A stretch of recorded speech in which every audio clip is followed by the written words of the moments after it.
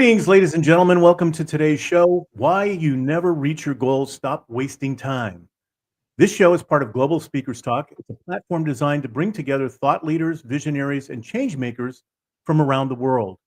Now, this isn't just a stage, it's a movement. It's a place where powerful ideas are shared, where voices that need to be heard finally get their moment, and where meaningful conversations lead to real change. Before we begin, I'd like to introduce myself and share why I'm so passionate about today's subject. My name is JB Herrera, and I'm the founder and CEO of Insight Driven Business in Sacramento, California.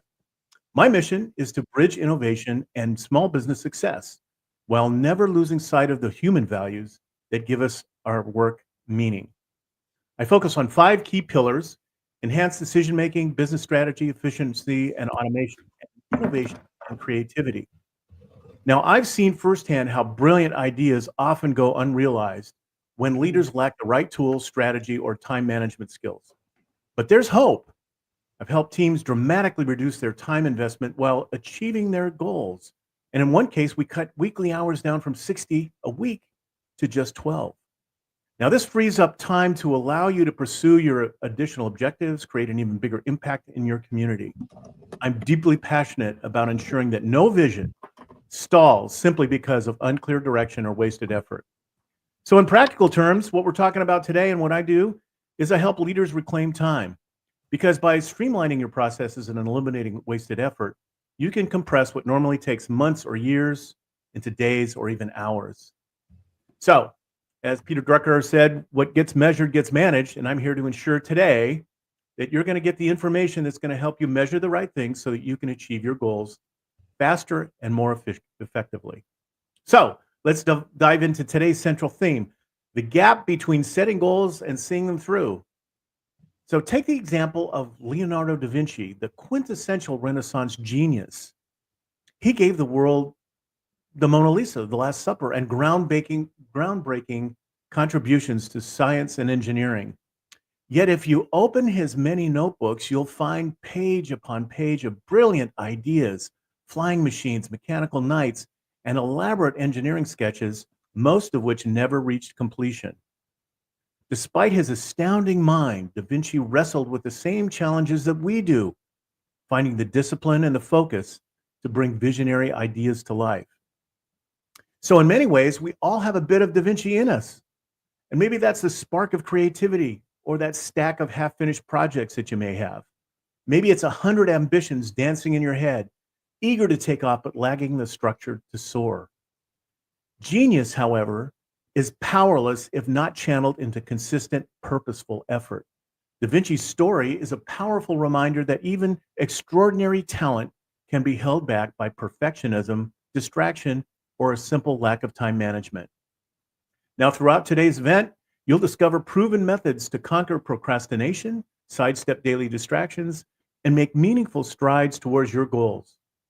Together, we'll examine the habits that drain our productivity and the strategies that ensure we transform bright ideas into tangible outcomes. I invite you to lean in, ask questions, and actively participate in our sessions. Real change happens when we do more than just listen.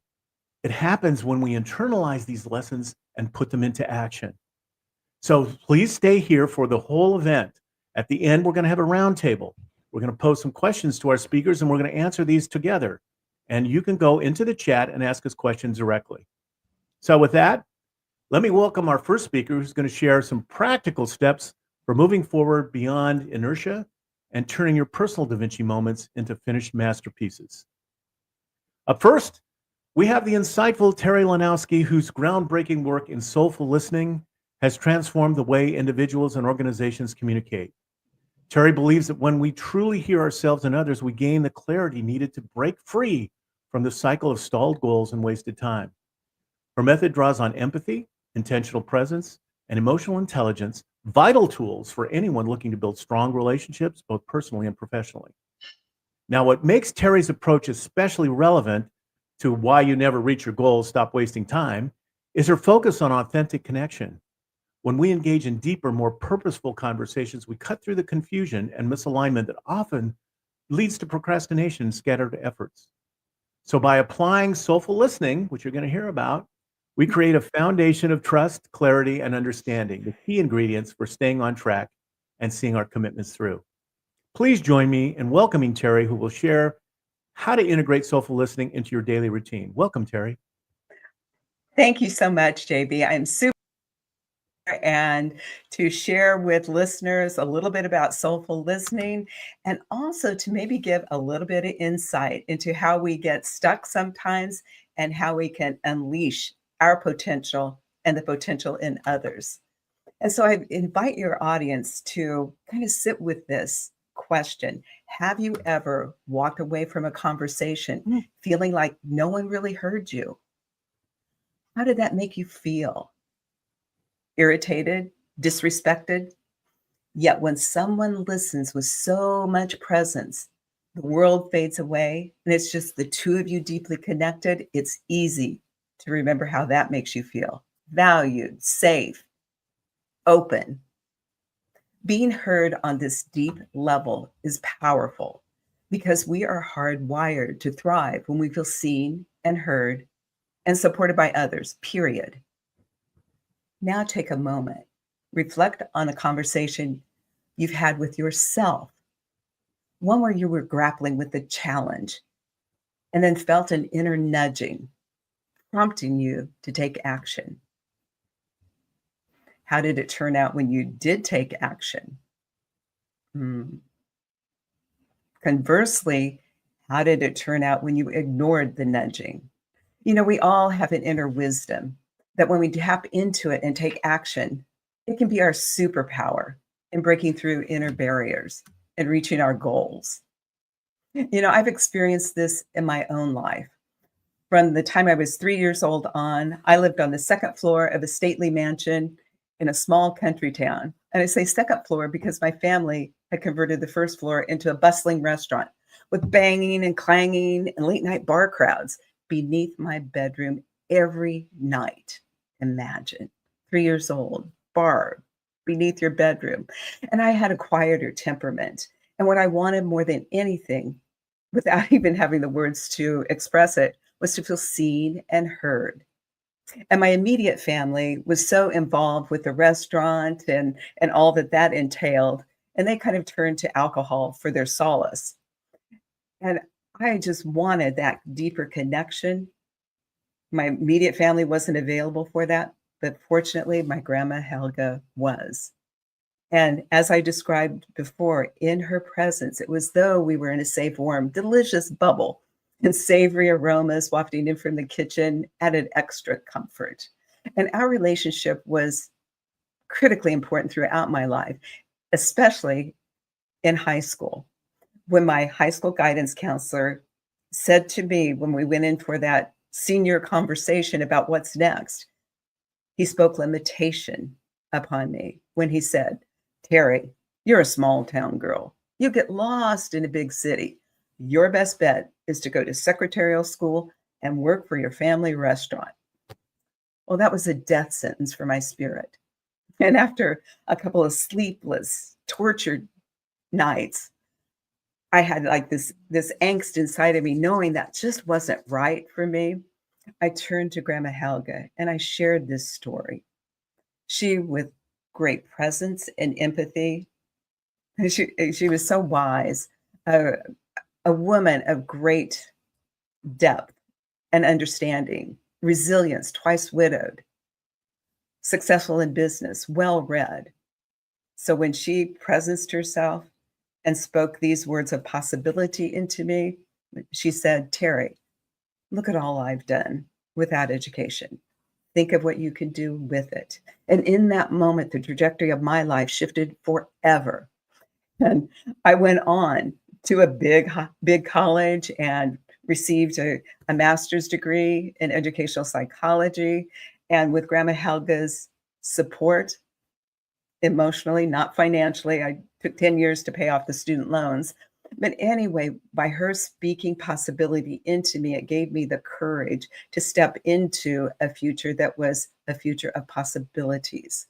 And I know that this is important for all of us. And what I learned later on, as I went through my career and ended up working with, big teams, and I coach human-centered design teams from across the nation to showcase workforce innovation at the White House, not once, but twice. And human-centered design at the core of it is empathy. And what I saw was programs flip on their ears and engage customers in a new way and provide higher quality services. And so I thought, gosh, that's really important. Empathy is really important. But then I reflected upon the major missing pieces because I knew the relationships that I had were a little different. And I ran across research that indicated over half of the population is lonely. Half of the population is lonely. And the impact of that loneliness is equivalent to smoking 15 cigarettes a day. Well, this broke my heart. And so I reflected upon what helped me to thrive despite the odds, and out of which emerged what is now known as soulful listening. And so I'm going to take a moment to share with you the 5 simple elements of soulful listening. And I would invite you to kind of tune in and maybe pick some of these pieces that are valuable for you and to start now and start small and maybe take some action. So the first element of soulful listening is self-care. And rarely do we make the direct connection between high quality self-care and high quality communication, but they are directly linked. And self-care is more than a bubble bath, although for some of us it can include that.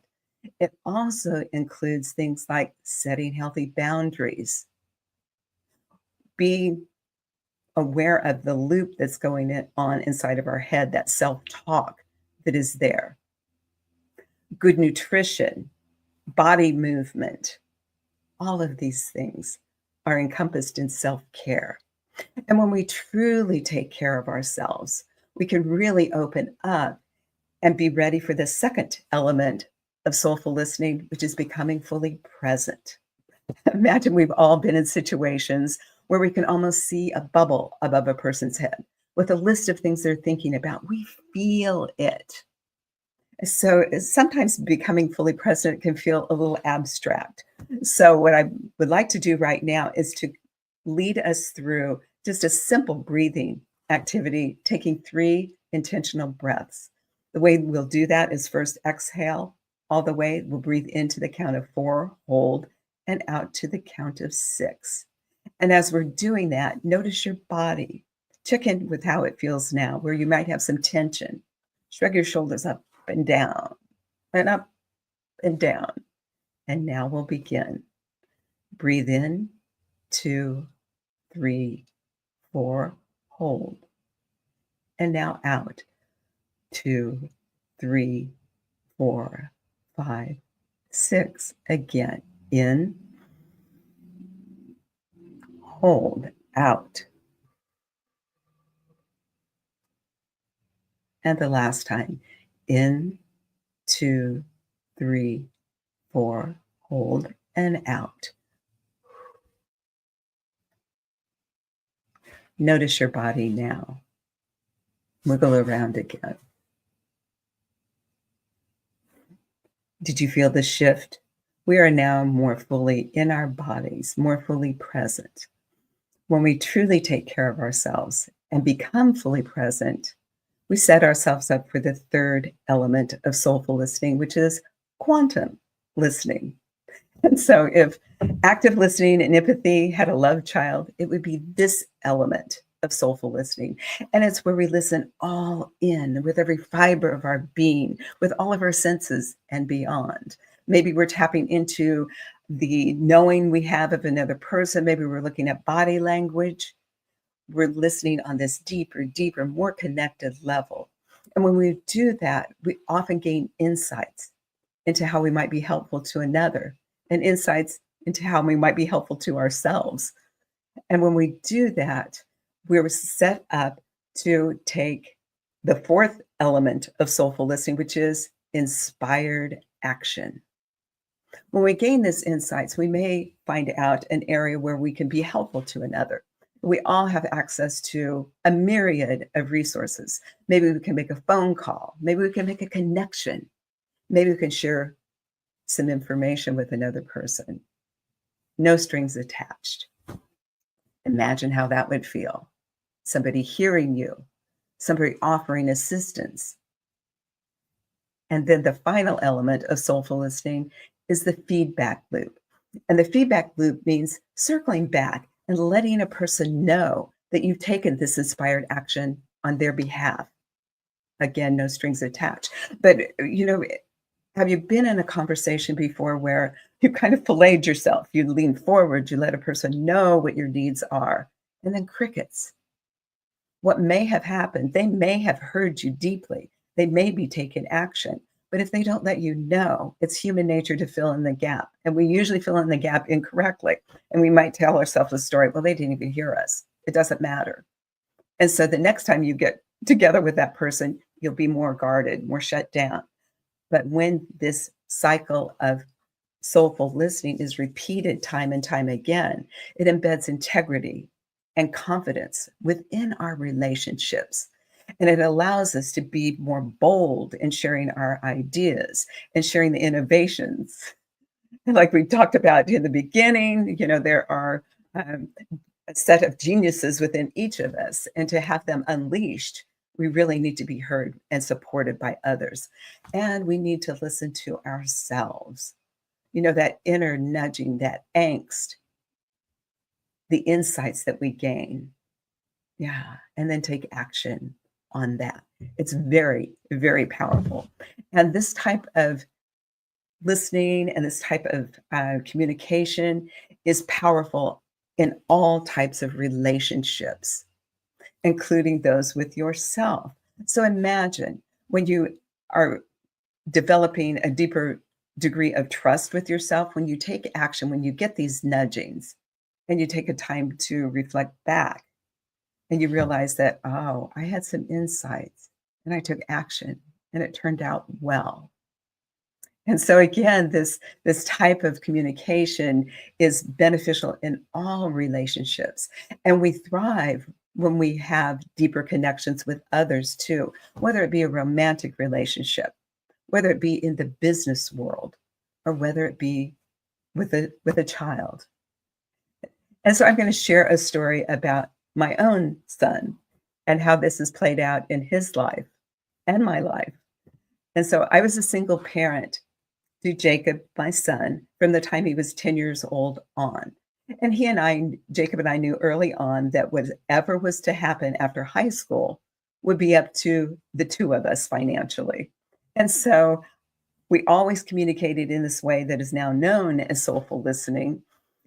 And so when he was 15 years old, we tuned in for a high stakes conversation.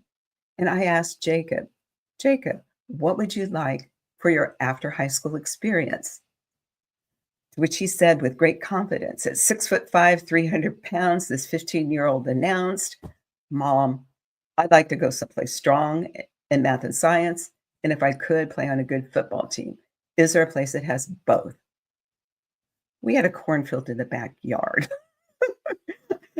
I said to him, Jacob, I'm sure there are. I don't know right now. I will check. So I heard him on this deeper level. I took action. I let him know that action was being taken. So anyway, I checked around with my network and asked, is there a place that has both? And the Southern school kept popping up. I took that back to Jacob and I said, people are saying this. He goes, well, we should go. I didn't even know how I was going to pay for a plane ticket, let alone feed this gigantic athlete in a big city. Yet, when we listen soulfully and take action, doors open. And so he had just turned 16. We went to this Southern school in Atlanta, Georgia. We met with coaches. We met with students. 2 days later, we're in a park area. He looks down at me from his 6'5" perch and says, Mom, I feel like I belong here. And that was it. He had made his decision. He listened to his inner guidance and claimed a future of great possibilities. So before the end of his junior year, Jacob was offered a full scholarship to become an offensive lineman at Georgia Tech. Jacob did all the work, academically and athletically. I simply walked alongside him, holding the space for possibility and taking action. Yeah. And so his story did not end there. Jacob went on to get another degree and another degree. He ended up becoming a doctor of physical therapy. And now he is in San Diego. He's the head of human performance and development. And that organization works exclusively with the Navy SEAL community. Possibilities unleashed. So imagine the power of that one soulful listening conversation. What if I would have spoken limitation like my high school guidance counselor did into Jacob? The trajectory would have been much different. And so Jacob has learned to listen to his own inner guide, as I would invite you to, as you are navigating through the challenges ahead, setting your higher and higher goals and reaching your greater human potential. Thank you. I'm going to turn it back to you, JB. Well, Terri, that's awesome. I wanted to see if you had something that you'd like to offer to some of our listeners. I think that what you're doing from Soulful Listening is one of the keys to becoming successful in your personal life as well as your professional life. So I'd love to have people reach out to you. How would they do that? Yeah, certainly. I would love that. We're going to share a free gift, which is a box breathing activity. We did a short breathing today, and the box breathing is a really good way to get centered and deeply into your breathing and feel the feelings of your body now. And it helps us to kind of clear our minds when we step away from fight flight, when we're racing and racing and racing. If we can pause a little bit and breathe, we have access to our higher reasoning. And there's a psychological reason for that. I'm not going to go into it all, but I would invite you to practice that in your own life. Even before like a conversation, just take a couple of breaths. It doesn't need to be announced to anybody. It doesn't need to be a big inhale and exhale. Just take some intentional breaths and see how you are with others and also with yourself. And another way to get in touch with me is to look at my website, soulfullistening.com. Again, soulfullistening.com. And another thing that you may want to look at is I did a TEDx talk. I think we're close to 200,000 views now. And that would be another way to share this methodology, this way of being with others. Is that what you were looking for, JB? Absolutely. Thank you, Terri. I really appreciate it. People, you need to take a look at what Terri has to offer. Like I said before, what she's talking about are these principles are universal. They're foundational for who we are as human beings. And I'm really excited to be able to offer these on behalf of Terri. Take a look, go to her website, take advantage of these of this offer. Thank you very much, Terri. Appreciate it. Thank you. Okay, well, what we'd like to do now is introduce our next speaker, and that is the indomitable Tom Rowley. Tom is a true adventurer whose first job, adult job anyway, involved teaching pilots and crew members how to bail out of a disabled aircraft and survive once on the ground. Former professor and semi-retired CPA, Tom now spends his free time soaring through the skies in his helicopter or exploring trails on horseback. But beyond these pursuits, his legacy goal is to develop an equine assisted learning center in Panama, an endeavor that speaks to his dedication to helping others thrive. Now, what makes Tom's story so relevant to our topic today is his focus on resilience and adaptability. Whether he's guiding others through survival training or building a life-changing facility in Panama, Tom shows us how to have an adventurous spirit combined with unwavering commitment, and how that can transform our lofty ambitions into concrete realities. His willingness to embrace challenge, both on the ground and thousands of feet in the air, teaches us that bold goals are achievable when we let go of fear and channel our energy into purposeful action. So please join me in welcoming Tom, who will inspire us to see obstacles as stepping stones to success. Welcome, Tom. How you doing? I'm doing terrific. I'm reminded of the old joke, the lady that was at a funeral and the preacher gave this wonderful description and she turned to her son and said, "Would you go look in the coffin and make sure that's your dad?" Thank you for those kind words, JB. You know, the focus today is on achieving goals. And how do we achieve goals? We set goals, we do investigation, and we make decisions. And I want to share with you 2 points: how to make better choices, make better decisions, and achieve your goals, and the underlying attitude that it takes to be successful in doing that. Our education system has failed 2 generations. Graduates of respected universities haven't learned how to solve problems, how to think for themselves, how to evaluate the information they receive. At the outset of the COVID pandemic, I watched and was appalled at the decisions that were being made at the highest levels of government and research.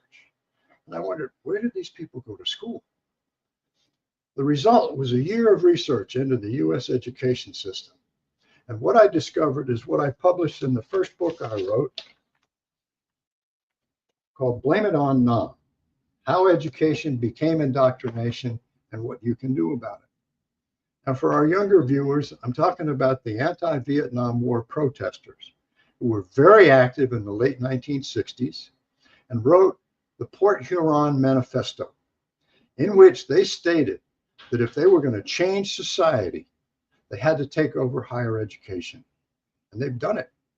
And especially the social studies and the teachers' colleges, and that's bled down into the K through 12.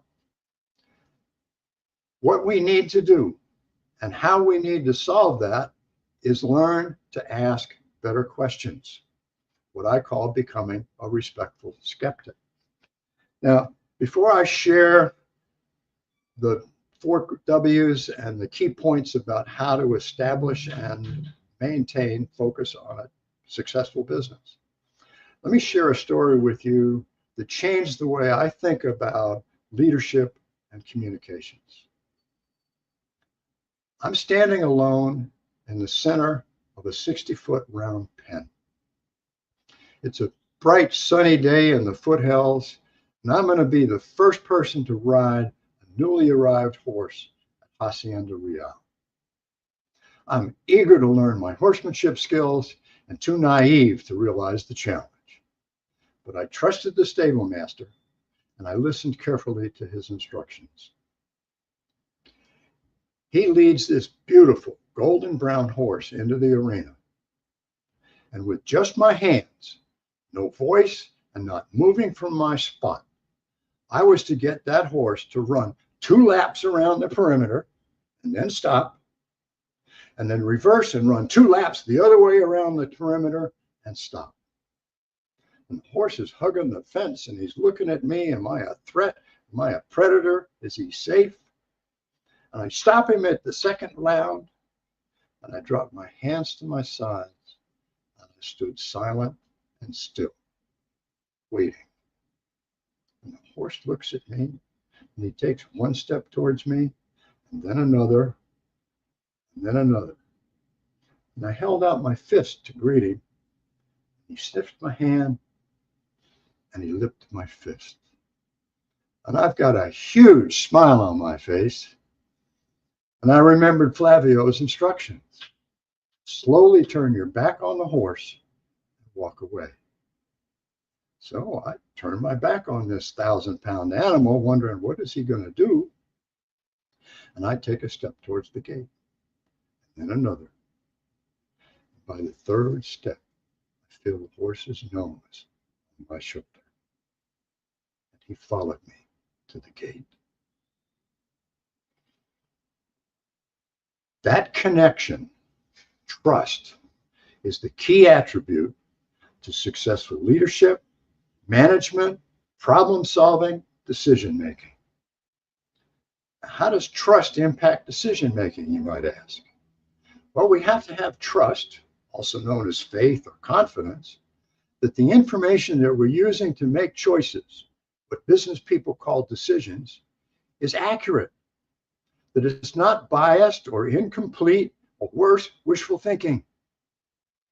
Choices made on the basis of wishful thinking or incomplete information are only going to be successful with predictable outcomes occasionally, mostly by chance. Now, I'm a former professor. I've taught critical thinking and problem solving to college students for decades. It's not rocket science. We can solve the problem. We just need to learn to ask the right questions. And I'm going to spend in a few minutes on 4 key questions I call the 4 W's. But let's for a moment think for the fact that you want to start a new business. Well, the odds are that you're going to fail. The SBA statistics show that 1 out of 5 businesses that start last 5 years. And of those that make 5 years, 1 out of 5 make 10.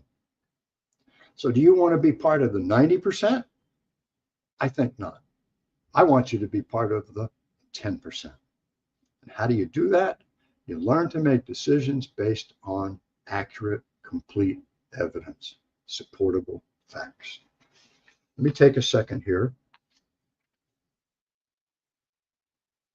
I'm a semi-retired CPA. I've been an advisor, tax consultant to small and medium-sized businesses for decades. There's 4 reasons most businesses fail. Number 1, they underestimate projected costs. They're overly optimistic about the timing and scope of incoming streams of revenue. They don't do a good job of managing cash flow.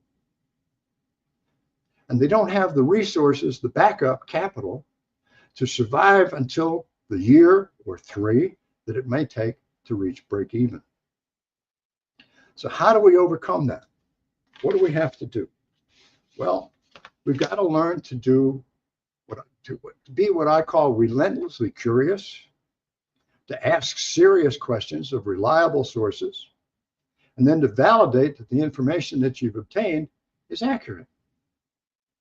Now, we have a wonderful resource now, an AI resource that's replaced the usual starting point of Wikipedia called ChatGPT. If you haven't used it, learn it, apply it, put some carefully phrased questions into the system, and stand back. I was developing a new course for our online program, and I had 2 market segments in mind. So I put 2 carefully phrased questions into the chat bot and waited. In minutes, it kicked out research results that would have taken me days, maybe weeks, using the tried and true methods that got me through my PhD program. The key, of course, is to make sure that you're asking good questions. So my argument, based on the research that I did to write the first edition of my book, was that we need to develop the skill set in our youth, in our colleagues, in our business associates, to be respectful skeptics, to politely ask 4 key questions. First question is, what's the source? Says who? Number 2, why should I care? Third, why should I believe you? And 4th, where's the proof? Number 1, says who? Is the talking head on the screen or on the internet the source of the information or the interpreter of somebody else's position? Is what they claim a supportable fact, or is it an opinion?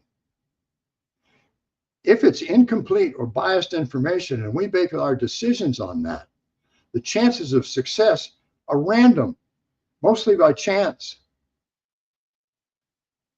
Number 2, why should I care? WIFM is a radio station playing in everybody's head. What's in it for me?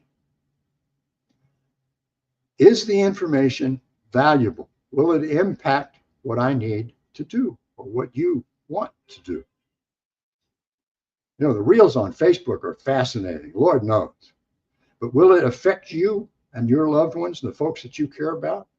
Will it have an influence on your business associates, on your neighbors?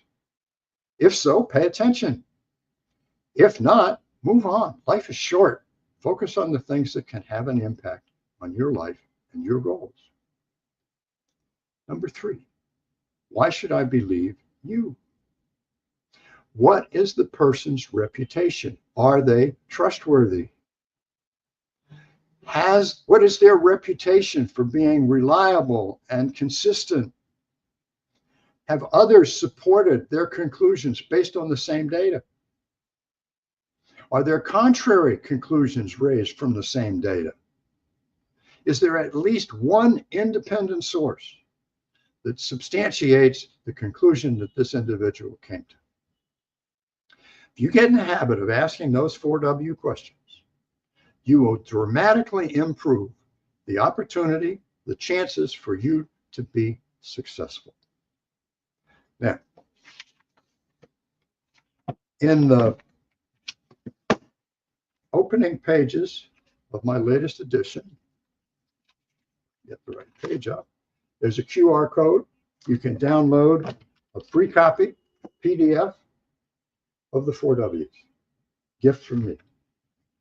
Now, the recent conflict and street protests over the centuries-old conflict in the Middle East reminded me the book I wrote and published in 2020. Students at formerly highly respected universities still have not learned how to evaluate the information they get, how to think for themselves, or how to solve problems. And the result was that I rewrote the introduction and the summary, and I published the third edition of my book. Blame this on Nam 2. You might recognize the photograph. It's from the protests in front of Columbia University last spring.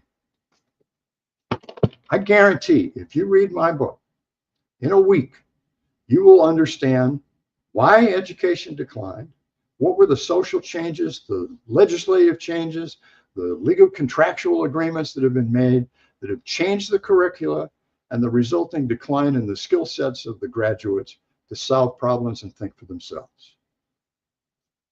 What you will learn if you buy the book, there's a bonus of 2 additional chapters that go beyond those underlying impacts and include a summary of the university classes that I taught on how to make an effective presentation with a clear call to action. And we're developing a problem-solving, decision-making course to be online that should be available, the technology and my team coordinate, probably mid-April. So if you will go to tomrowleyphd.com, sign up on the wait list. Those who do it early, before the courses are live, will give you a 50% discount off the full price of the courses. Be trustworthy. Learn to ask those 4 questions to become a respectful skeptic. The odds of achieving your goals will be dramatically improved. Your life will be better for it. Thank you.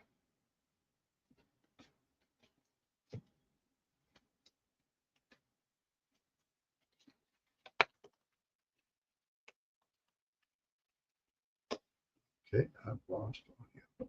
What happened? Thanks, Tom. Appreciate it. I have this conversation with many people about critical thinking and did not have the appropriate framework. I do now. Thank you for your book. Thank you for the offer. It's going to be one of the things that I hand out to some of my clients because we don't learn to do critical thinking at all. No, we're not. In fact, no, not at all. In fact, what I would say is what we're taught is the exact opposite.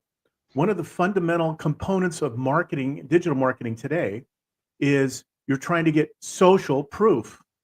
Social proof isn't anything. It's popularity. It doesn't prove that anything is true. But we've taken that concept and turned it into something that's never real. It's, popularity is not truth. Anyway, thank you very much, Tom. I appreciate your comments. And looking forward to kind of getting back with you on the roundtable in a little while. Look forward to it. Thank you, JB. Awesome. Well, we're coming up on our final speaker for today, and she is the dynamic Dhyani D'souza. She's a small business owner and the inspiring host of SheInnovates. Having experienced the trials of entrepreneurship firsthand, she's made it her mission to break barriers, build futures, and create a supportive space for women to share their stories embrace self-care, and flourish in both business and life.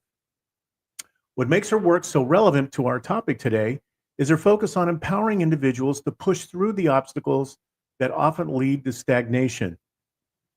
She knows that with the right support, belief, self-belief, and proven strategies, we can all transform wishful thinking into tangible action, particularly when we foster authentic connections that keep us motivated and accountable. Please join me in welcoming Dhyani, who will guide us in these powerful concepts to shatter limitations, nurture our well-being, and ultimately reach beyond what we once thought was possible. Welcome to the stage. Hi. Hello. How are you? How are you? Excellent. Yeah, good, thank you. Yes. What time is it for you? You're What time is it for me? I'll just double check. It is nearly 11:15 in the evening. Well, thank you for being here. We appreciate your time. Okay, thank you very much for the opportunity. Sure. That's great. Yes, thank you. Yes, kia ora, everyone. Have you ever felt like no matter how hard you try, you just can't seem to reach your goals? You start with excitement, you're full of ambition, but somehow life, circumstances, and even your own self-doubt seem to get in the way. I know that feeling all too well. It's yes, it's been with me for quite a few years. And so for years I found myself stuck in a cycle, one that felt impossible to break. I struggled with chronic pain, financial uncertainty, and deep-rooted fear of rejection. Every time I tried to move forward, something, whether external obstacles or my own limiting beliefs, held me back. I felt trapped, watching my dreams drift further and further out of reach. But through that struggle, I found something unexpected, something that changed the way I saw myself and my place in the world. And that something was tarot. I wasn't just about reading cards. It was about understanding myself on a deeper level. Tarot revealed the patterns keeping me stuck, the subconscious fears that dictated my choices, and the strengths I had overlooked for far too long. And from that newfound clarity, I was able to take action. I created SheInnovates, my radio program dedicated to supporting women in business, breaking barriers and building futures, having real, honest conversations. But more than that, I found my voice. I stopped playing small. I stopped letting fear dictate my path.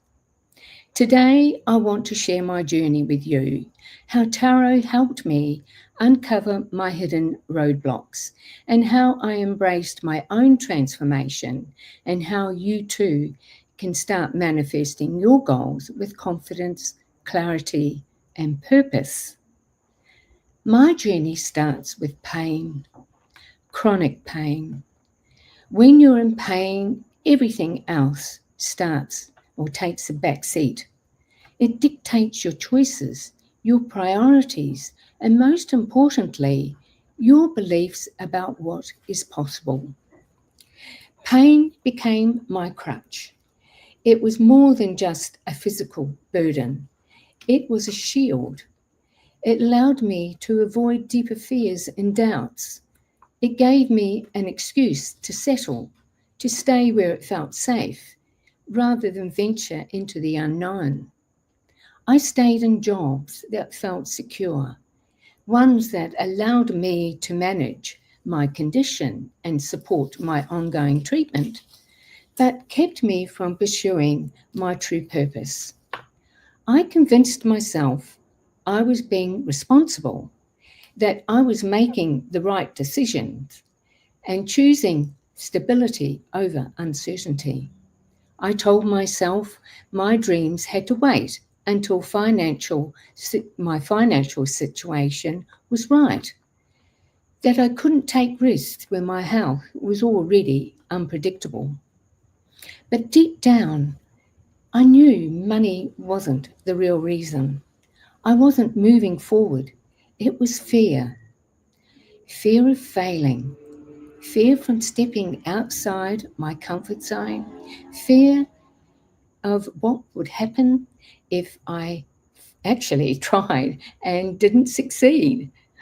Pain was a convenient justification for inaction, but it wasn't the real obstacle. It was my own mindset. I let pain define me, but in reality, I was the one choosing to stay small. And that realization didn't come until much later after everything changed. Then came 2020. The world changed overnight, and so did I. The uncertainty and the fear that gripped the world mirrored my own internal struggles. I had spent years avoiding discomfort, but now I was forced to face it head on. The fear of growing old, of losing my independence, of never truly achieving what I was capable of. It all came crashing down, and then just when I thought I had reached my lowest point, I was forced into retirement due to my pain. That should have been the breaking point. The moment I gave in to hopelessness and accept a life of limitations. But instead, it became the turning point, and in my grief, I found something unexpected, and that was the tarot. At a time when I had lost all hope, tarot gave me a new perspective. And when I had my tarot birth cards and profile done, it was like a missing puzzle piece finally clicking into place. It was as if I was being given permission to truly see myself for the first time. If only I had known this before, I may have saved myself years of suffering. Tarot showed me the patterns in my life, the strengths I ignored, and the fears that were holding me back. It became my tool for self-discovery and empowerment, helping me reclaim the parts of myself I had long buried under responsibility and fear. And for the first time in my life, I wasn't just surviving, I was awakening. And that shift changed everything. Through tarot, I began exploring my shadow self, the hidden fears and the doubts that kept me stuck. I had spent years running from my biggest fear, rejection. The fear of not being enough. The fear that if I put myself out there, I would fail and everyone would see me as an imposter. That fear had stopped me from stepping into my true power and manifesting my goals. But tarot helped me see that fear was not as an obstacle, but as a guide. It wasn't about erasing my shadow.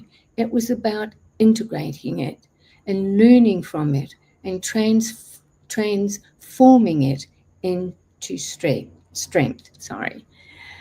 This newfound clarity and courage led me to create SheInnovates, my radio program dedicated to supporting women in business.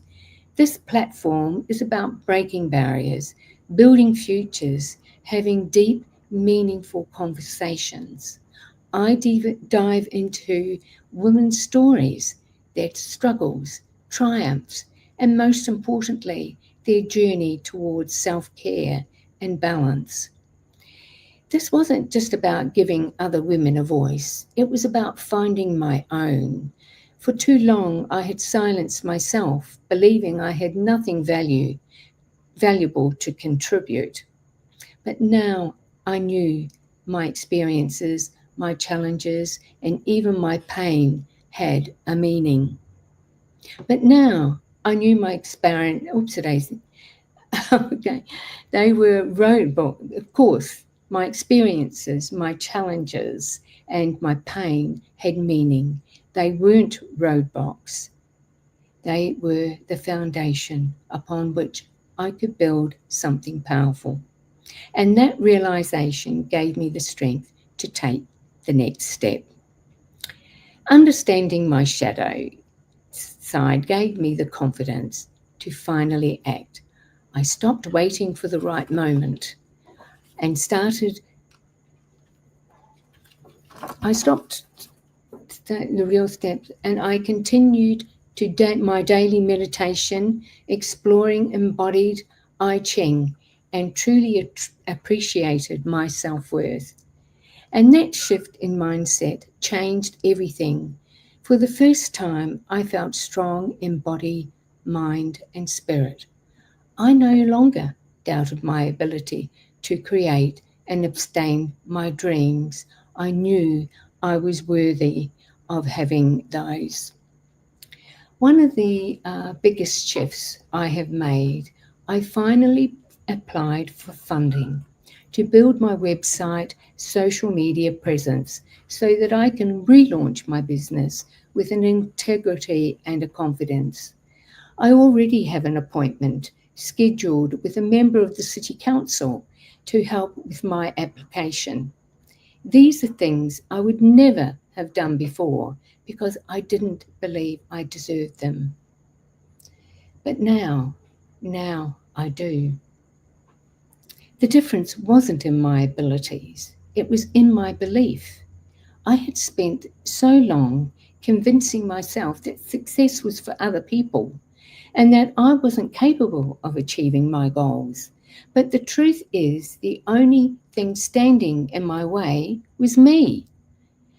And once I changed my mindset, I changed my future.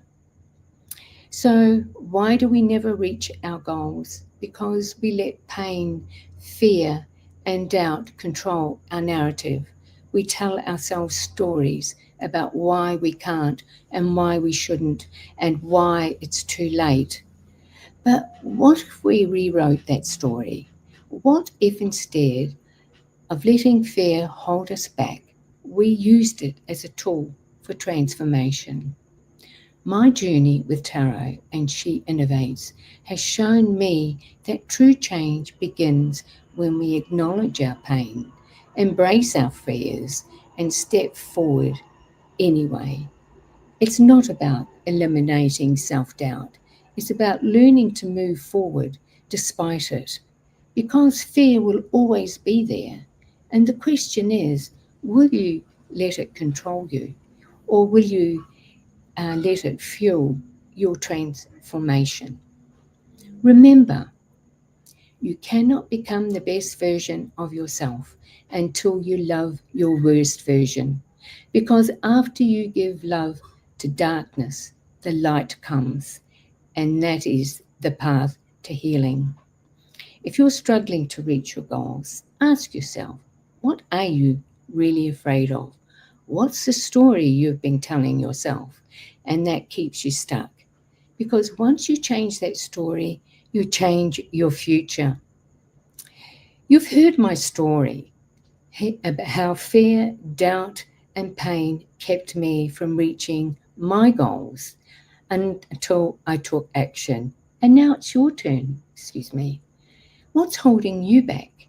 What patterns are shaping your journey? The answers are already within you.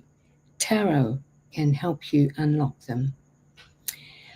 For a limited time, you can get your tarot birth cards and profile done just for $110, and only until the end of May. As a bonus, I will include a 3-card reading, which actually turns into a 5 and 6 card reading. And with even deeper insights, you can have a more in-depth reading before May, and I'll include your tarot birth cards for free. So don't wait for the perfect moment. This is your moment. Take action now and step into your power. Message me today or book your session. My website is www.dhyanistarot.com. My name is Dhyani D'souza, CEO of Dhyani's Tarot. Thank you very much for listening. Well, thank you, Dhyani. I really appreciate it. This is awesome. I'm looking forward to having people sign up and get their 3, 5, 6 card reading and changing how they're looking at themselves. I never really thought about how you would embrace your darkness to see the light. It's an amazing concept. Thank you for sharing that. I really appreciate it. Okay, thank you. So what I wanted to do now is we have some extra time, and this gives us an opportunity to really explore in a deeper fashion how you can take some of these principles and utilize them in your life. So first of all, it's been a privilege for me today to learn from our speakers' experiences, insights, and their strategies. And if you recall, at the beginning of this event, I talked a little bit about Leonardo da Vinci. A genius whose unfinished projects remind us that brilliance alone doesn't guarantee results. So what I'd like to do is invite all of our speakers back on screen for one last conversation, and I'm going to pose a final question to each of you. So let me see if I can get you all on here right now. There we go. Hey, how you guys doing? So this question it's one question, but it's got 2 parts. The first part of it is, how can the methods and lessons we've discussed today help individuals take control of their time and goals right now in a way that yields quick, tangible results? And then we'll look at a bigger picture. How do you see these principles spreading out to create collective change and improve our world at large? So, who would like to tackle this question that's in 2 parts? Sure. That's okay, Terri. Ladies first. There we go. Terri, why don't you start? Terri. Sure. So what we can apply in our lives right now are those 5 elements of soulful listening. I'm going to talk about the first one once again, and that is self-care. So what I would invite listeners to do is to commit to implementing 2 self-care activities within their lives over the course of the next week. Pick something that you have thought about doing, something that you already do, but just to be mindful of when you're doing that self-care activity, that you are taking care of yourself. You are honoring yourself. And as we do this, as we take care of ourselves, it kind of spirals up how we can perform in life in a better way. When we take a couple of breaths, when we settle our nervous system down, we can access our higher reasoning. So we're making better choices. We're listening to our inner guide in a way that we can hear it, in the way we can sense it, and then take action. Take action. And then a couple of weeks from now, check in, see how that has felt to incorporate self-care on a consistent basis, and see if it makes a difference. And then spiral up, add one more thing, or replace something that you're doing. But again, continuous improvement, incremental. Start now, start small, evaluate, and continue on. Yeah. Love it. And That's so, great, Terri. That's awesome. And so thank you. And so you'd asked a very powerful question. And that was, how might soulful listening impact the world as this ripples out? When we look at what's happening in the workplace, and I think it was Gallup this last year did a survey, and they indicated that only 23%, sit with this, 23% of people are fully engaged in the workplace. Right. Sit with that for a second. That has like a price tag of over $8 trillion. So what would happen even if we improved how we are engaging people in the workplace by 1%? You're talking about millions and millions and millions of dollars over a lifetime. It's staggering. So what if, engaging people in the workplace is simply a matter of listening on a deeper level, acknowledging what you've heard, incorporating ideas that are brought forth, taking action on those, letting a person know that you have done that, circling back and back and back. Because when that happens, then the genius is unleashed within each of us. And bolder, maybe messy, but more innovative ideas are brought to the table. And innovation is meant to be messy. And so if you can hold the space while that is going on, at the end of it, you have a higher degree of impact. And so imagine how that plays out over a workplace, over more workplaces, over the world. And how we are in one setting is how we are in all settings. I talked primarily earlier on about personal kinds of application of soulful listening. This has a direct impact in the workplace as well. And what leaders help me to understand is how easily this approach is applied in all settings. And so when a leader embodies this in the workplace, they take it home.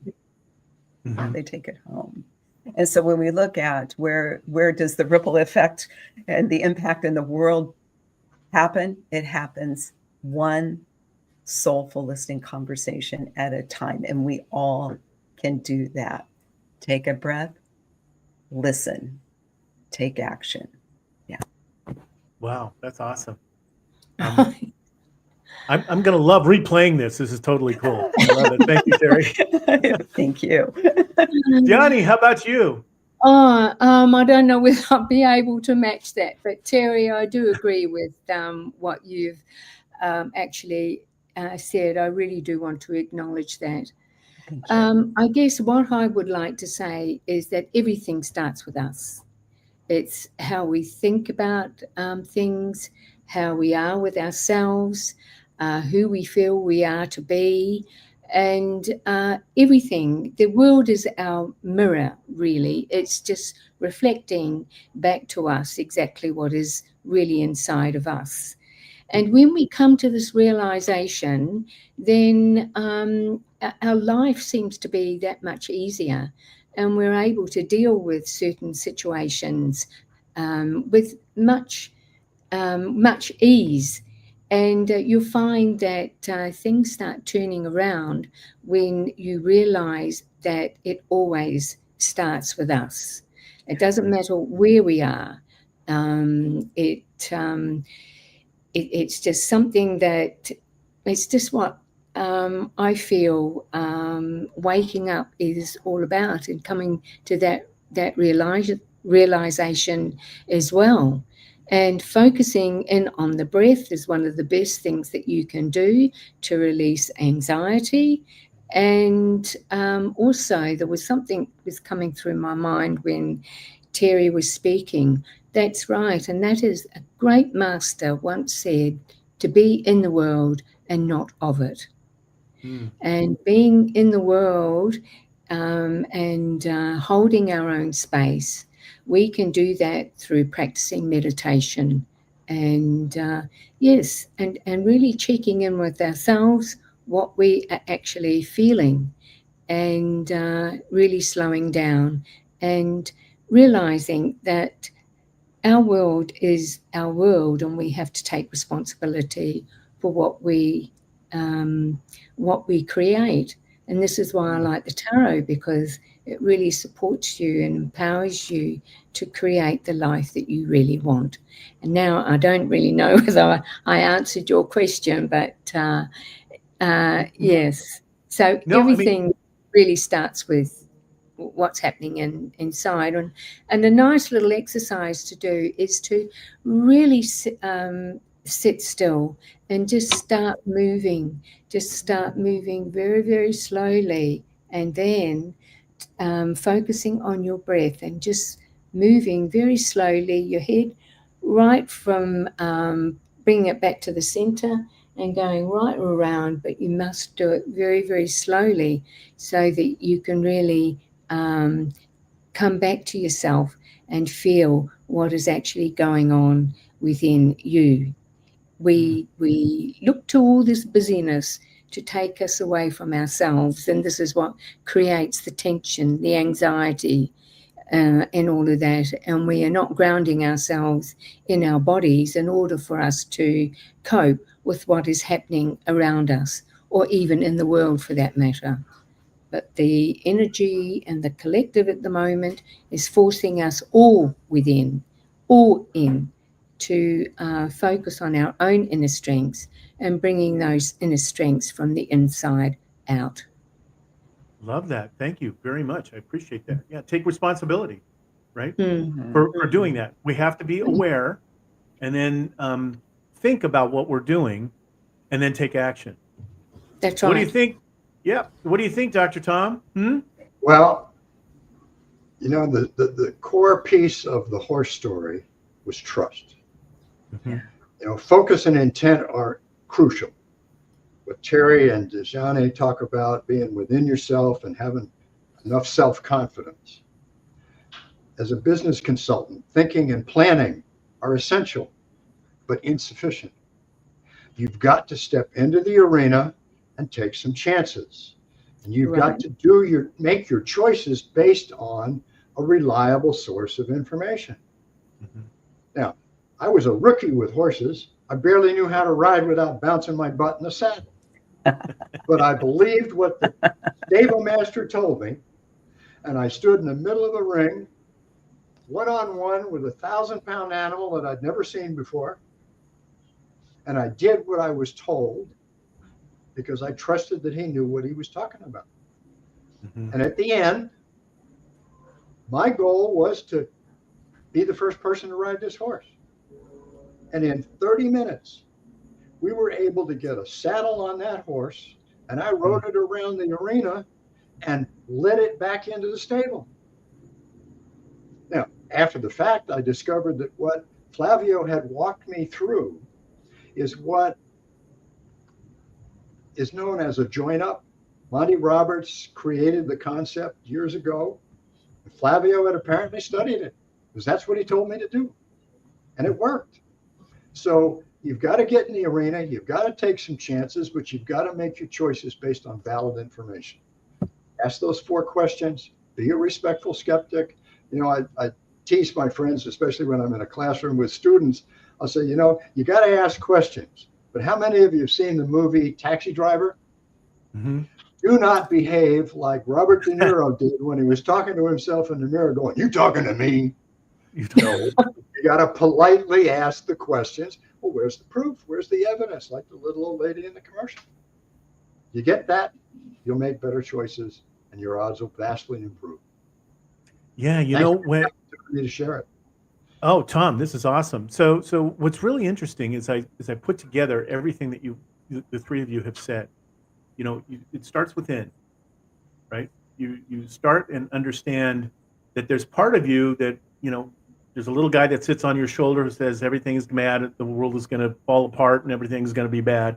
And on this side, it's that hope that I can accomplish anything, I can do whatever, you know, blah, blah, blah. So you got that battle that's going on. Then the question is, how do you get through that?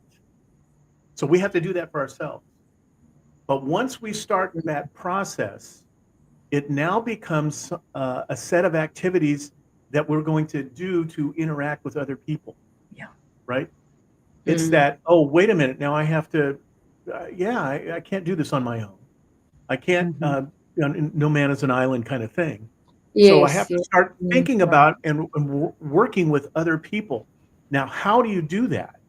Right? It ends up being, you have to have enough, I think, awareness, self-awareness, emotional intelligence, to ground yourself so that you can intake the advice and counsel from many other people, but be self-aware enough, so going through those exercises that Terri was talking about, to do the things that Dr. Tom was talking about, which is, I've got 50,000 people that are hitting me up for follow me, follow me, follow me. Here's this thing, here's that thing. You probably get these pitches that hit you all the time.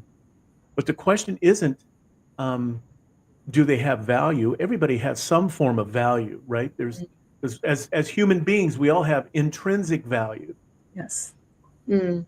So we need to acknowledge that that's the case. The real issue after that is, does that person provide you with market value that you can take into your personal life, build people relationships, and your professional life, which helps you build your business to do different things. So when you think about it, you have to go through Dr. Tom's 4 questions. And don't use social proof. Please, please, please. Just because you got 1,000 likes doesn't mean that person, it means absolutely nothing. What it does mean is that for some reason, for some point in time, their message clicked with somebody. Now that, that group of people may never ever interact with that. They may not trust them. A bunch of different things. In fact, I could probably show you 15 or 20 different ways where I can get you 1,000 likes in like 10 minutes. That doesn't mean anything, right? What we're talking about is improving the world. Yes. And how can we do that? We follow the processes that these experts have told you today. So look within yourself. Embrace the fact that you've got this light and the dark side. Deal with it. Face it. Then start thinking about, how can I center myself? How can I actually respectfully talk with other people, right? Understanding that there are a bunch of people who aren't feeling this way, right? They're not talking about centering themselves and being authentic and being real and assisting other people. They're talking about how they can achieve things to the extent that they lose. You lose, they win. They're happy with that. There's a lot of people like that. So we have to do the things that Dr. Tom was talking about while maintaining that centeredness that comes from the activities that Dhyani and Terri talked about. So I want to thank you guys for being here today. This has been a wonderful experience for me to listen to you, to take in some of these things. I will be reaching out to you because I want to keep this conversation going. This is an amazing experience. Okay. Thank you very, very, very much. I appreciate it. Thank you so much, JB. Thank you very much. It's been a great experience. And thank you. Absolutely. Yes. So have a great weekend. Yep, everybody. So I just wanted one final thought here. This has been a wonderful set of concepts and strategies, but it only is valuable if you take action. Thank you for taking the time and investing your time and energy for these conversations, but put into practice the lessons that you've learned today. So on behalf of all of us at Global Speakers Talk and our incredible panel of speakers, thank you for being part of the summit. We look forward to watching you turn today's discussions into tomorrow's breakthroughs. And I want to say one last thing. Shift from wishful thinking to meaningful doing. And as you make each day your masterpiece, watch your world transform. Thanks very much, everybody. Great. Thank you. Bye. Take care. Cheerio. Awesome. Thank you so much. Oh, this is wonderful. This is wonderful, JB. And thank you for including me in this. And terrific. Definitely. Yeah, let's stay in touch. I definitely want to make sure that I can assist you and however I can reach the best audience that you can reach. And who knows, I may find some, like we talked, Terri, earlier, I've got some people that I can connect you with and hopefully they'll help you in your business. And Dr. Tom, dude, I want to talk to you, dude. We got to chat. I'll look forward to it. Come down here. We'll take you to Gaucho's. And there we go. The best Argentine steak you'll ever eat. Wonderful, wonderful. Well, JB, I did want to mention that I'm in the process of writing a book. I submitted it to Hay House for a competition. I got an honorable mention, so I feel like we're on the right track. So hopefully within the next year, I'll have a publisher and it'll be out. So I will circle back. It's called Soulful Listening for Leaders. Ooh, I like that. Soulful Listening for Leaders, 5 simple elements to inspire greater potential in the workplace and beyond. So as you start thinking about marketing that, not just the book, but the concept and the product and service that you're going to offer with that, let me see if I can design an artificial intelligence product that works with that. Oh, wow. That will reach out to the CEOs who want to implement something like that. Okay. Fantastic. Thank you so much. Sure. Appreciate you. Okay. Tom, it was great learning. I have a deep connection to horses, and so when you were talking about that, it just made my soul smile. Thank you. All right, take care, That gentlemen. opportunity to connect with that horse is what led me to realize the capacity of horses to help Yeah. people. My wife and I volunteer at a facility in St. Cloud, Florida, called Camp McCormick. And they have a very experienced program. About 10 years, they've been working with PTSD veterans. Wow. Now, my wife and I, neither of us are mental health professionals, but we do get to work with the special needs kids. And it is amazing. There are some kids that come into that arena. They can barely walk. Some of them don't talk. You get them up and you park them in a saddle on the top of a 1,000-pound animal. And they look down and say, "Hi, Tom, how are you doing? Are you having a nice day today?" And they walk away from that arena after an hour and say, "If I can make this 1,000-pound animal go where I want it to go, what else can I do?" The change that you can see is incredible. Beautiful. So I love that's why my legacy goal, as JB mentioned at the outset of our conversation, is to establish a facility like that. I'm glad to hear you like horses. I do.